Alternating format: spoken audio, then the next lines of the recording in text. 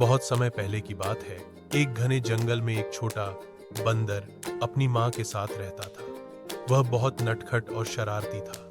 वह अपनी माँ की बात बिल्कुल नहीं सुनता था। उसकी माँ उसे समझाती थी कि जंगल में अकेले नहीं जाना चाहिए, बहुत से खतरे होते हैं, लेकिन वह नहीं मानता था।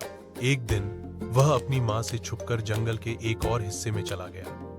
वहां उसने एक बहुत ही स्वादिष्ट और मीठे फल का पेड़ देखा।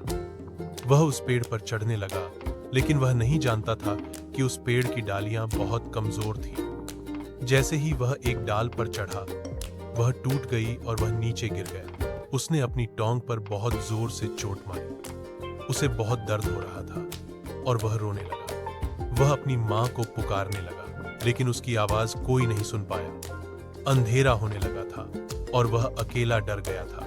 तभी उसकी माँ उसे ढूंढते हुए वहां पहुंची।